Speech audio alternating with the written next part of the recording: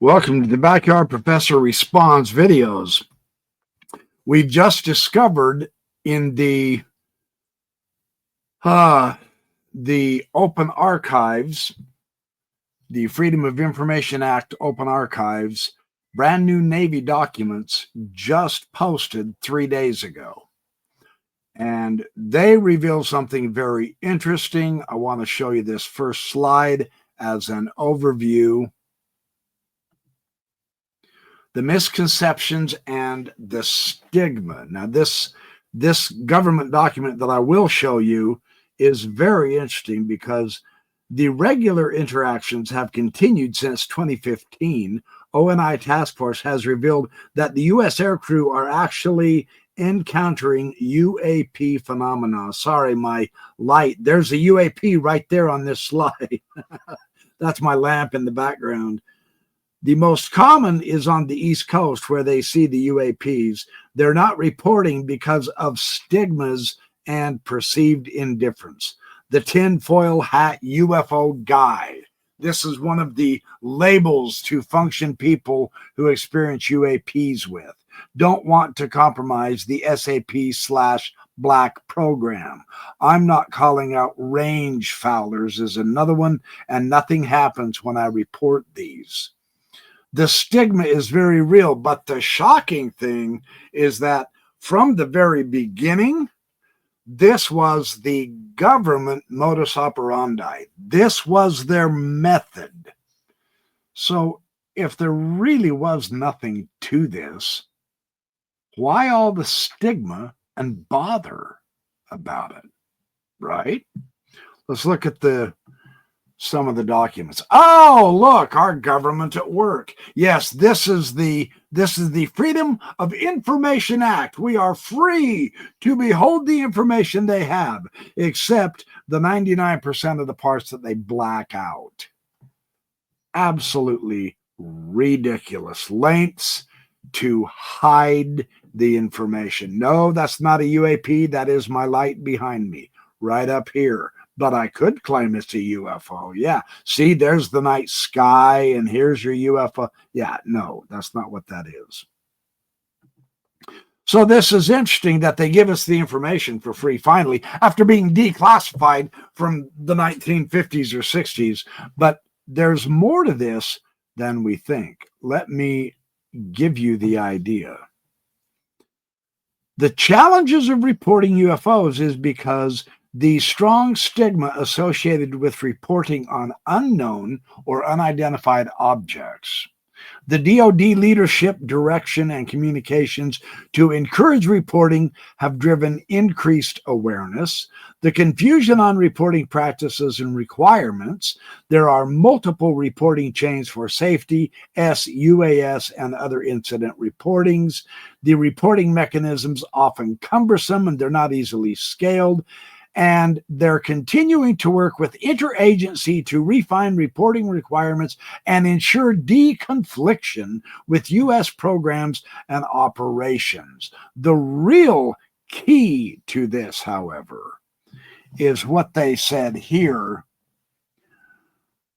Having completed this investigation, the panel concluded that the UFOs did not constitute a direct physical threat to national security, and consequently, there was no need for a revision of current scientific concepts. The panel further concluded that continued emphasis on the reporting of UFOs is those perilous times would result in a threat to the orderly functioning of the protective organs of the body politic. They were scared of the public reaction.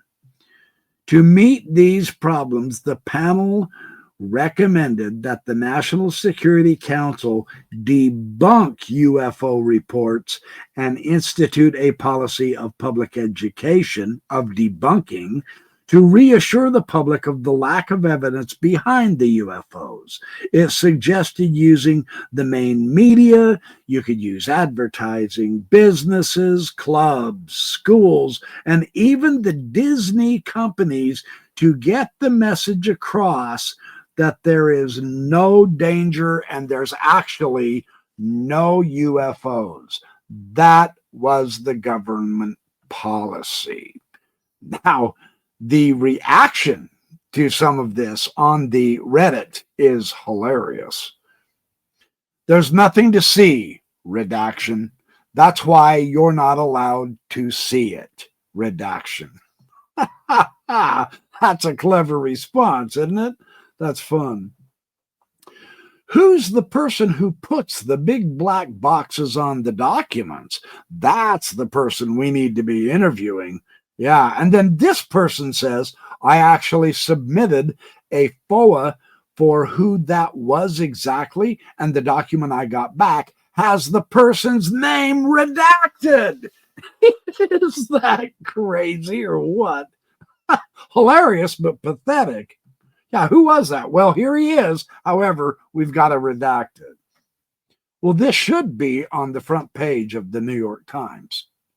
And here's why. Because the public at large is still painfully ignorant that there was ever a coordinated effort to stigmatize this topic.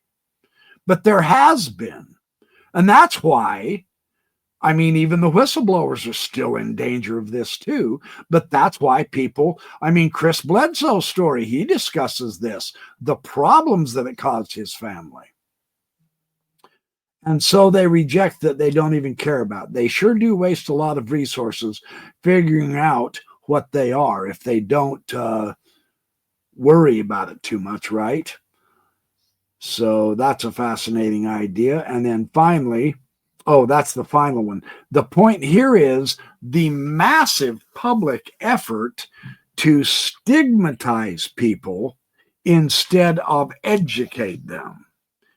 And the crazy thing is, and again, kind of tacking on to yesterday's video, and I appreciate all your support viewing that video. I welcome to my new subscribers. I get dozens and dozens and dozens every day, which is as it should be, because we want as many people on this topic as we can to spread the word. Please hit like and subscribe and share the video, because the government, in stigmatizing this, is admitting, although it fools the public, but it's admitting we've got something here we don't know about. And before we let it out to the public, we have to have control. We want to understand everything, but the public is so pesky. Let's give them a rabbit trail and mock and spit on and ruin careers of people who admit to seeing UFOs.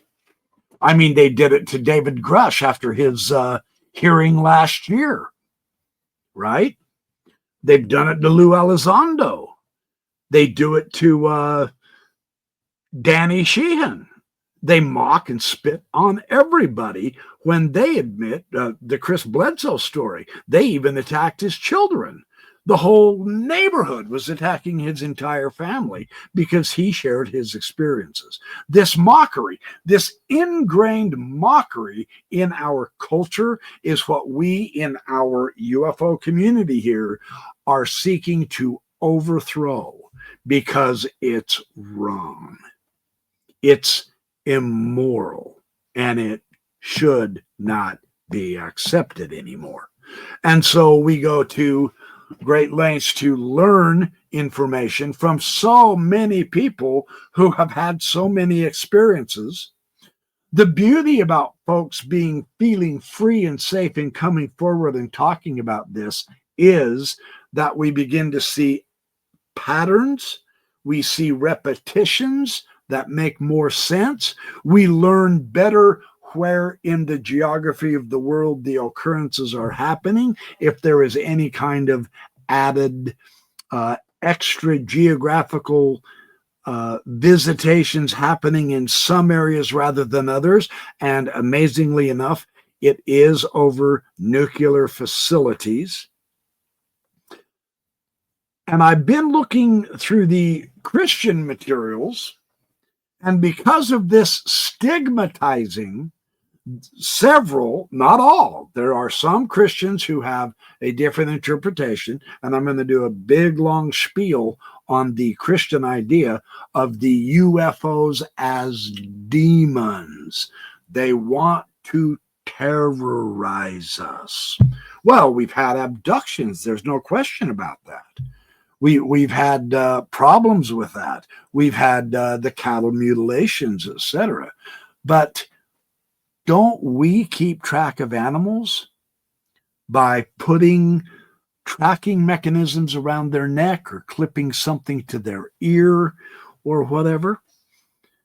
We're not out to deliberately harm the animals. We're trying to track them and learn their patterns and ways of life better. Could that be what they're doing? We don't know. There's horror stories enough with the abductions, but that's not the only rule. There are also stories of love and light and help with extra knowledge and possibly prophecy for the future to help us navigate the hard times, if you accept the Chris Bledsoe story.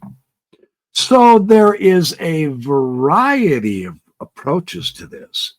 The fact that the government deliberately set out to stigmatize the subject, and considering the fact that they have lied to us nonstop and continue to do so all the way up to right now, tells us that perhaps their program of stigmatization needs to be overturned by us encouraging others. You're not alone if you've had an experience with the UAPs.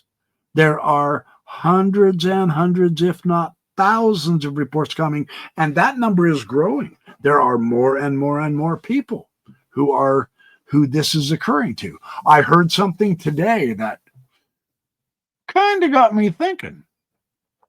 The people who begin practicing meditation in the course of time, say 5 months, 6 months, 7 months, all of a sudden they began to have UAP visitations, many of them very positive and uplifting. Is that a key to having your own experience? Yeah, it could be. Others say that there is a mental telepathy communication with them, and they have been told that we're not here to hurt you, we're actually here to help you. But in order to do so, we have to somewhat be involved with you. And perhaps that's what they're doing with the nuclear installations. Rather than letting us destroy our world because of our such stupid, myopic view of the world and ourselves, it's here to shut out and take away all of the nuclear power if we decide we need to use it, which, in my opinion, getting rid of all the nuclear weapons would be absolute bonus. We do not need nuclear weapons. The Cold War is over. We're in a new age. This is difficult because I'm not trying to preach, but seriously, we need to return to Jesus's idea of love your neighbor as yourself. Love the Lord your God and love your neighbor as yourself. Why is that so damn hard to do? The Jews and the Samaritans in the ancient examples, can we not get a little wiser? Why does the Good Samaritan parable strike us so strongly? Because there is a core of truth to that. Oh, well, that's a Republican. I'm not going to help a Republican. They suck. And so we continually butt heads over political differences? Really? Jesus cut through the political differences, and he admonished his people to do the same. Maybe he understood human nature better than we do. And we, for lack of a better way of describing this, stupidly make people enemies that really aren't enemies or shouldn't even be seen as enemies. And so it escalates, and we get madder and madder and madder, and we begin seeking revenge. And I'm going to get that dirty rat, and I'm going to take vengeance on all my enemies and opponents who opposed me because that hurts me. That's the exact wrong way to think. That escalates into war, misery, and death. Come on, we're in 2024. We can't see that yet? That just, quite frankly, that doesn't make sense to me. So that's my point. This government program of stigmatizing the UFOs, which of course is going to cause a division in the culture because they're well aware that there are hundreds, if not thousands, of sightings worldwide of these experiences. And it does affect the people. Now, some are affected negatively. I am completely understanding to that. Some are affected positively.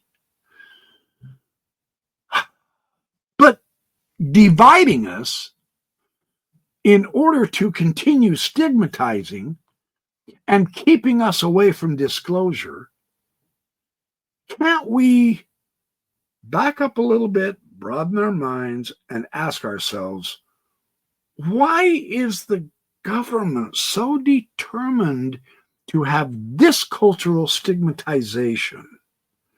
And if we don't trust the government with telling us the truth about UAPs, why have we adapted their program of mocking and teasing and destroying other people who have different experiences than we do? Well, you're faking it, or that's not real. You're possessed of the devil. And, you label them and then you stigmatize them and you ruin their lives simply because they have an experience that you haven't had, and yet you presume to judge that person based on your own ignorance. See, that is what causes the problem. So my advocation tonight, starting right now, is cut that shit out. Just like my hero, Gary Nolan, told Neil deGrasse Tyson, who constantly mocks people in the UFO scene and the UAPs, because he's paid to do so. He's part of the deep state. We don't have to accept his television personality type phony popularization of stuff that's not even real science, according to Gary Nolan, whom I know is a good scientist. I've been reading his materials. He does science right. Cut that shit out. Just because my experience is different than yours doesn't make me wrong and you right. Well, I've got to have that experience or I won't believe it. Well, Mr. or Miss or Mrs. Narrow-minded, billions of people have experiences that you never will. But that doesn't mean they're all faking their life experiences just because you, center of attention, don't have all those experiences too. You see? And I get it. This takes something that very precious few of us want to have. And so you're going to remain in the dark. I promise. And that is the wonderful gift and determined cultural anchor in your life of humility when confronted with the mystery and the unknown. That's the key, in my opinion. So thanks for watching my Backyard Professor Responds videos. I will be back with more as I find them. There's a lot of cool information coming out. We're looking forward to the November 13th hearing. And Chris Mellon, I have discovered, I just read it in the news item tonight, is not going to be testifying. So just as a heads up, we hope they have some new and good witnesses here to make this hearing at November 13th a good expose, a good move forward is what we're hoping for. We're going to be cautiously optimistic. We're looking forward to seeing the results and the proceeds. And of course, we're going to talk like crazy about what happens and what doesn't happen and what potentially should have happened if it doesn't, etc. So looking forward to continuing sharing insights with you. You guys have a good night. I will be back just as soon as I can.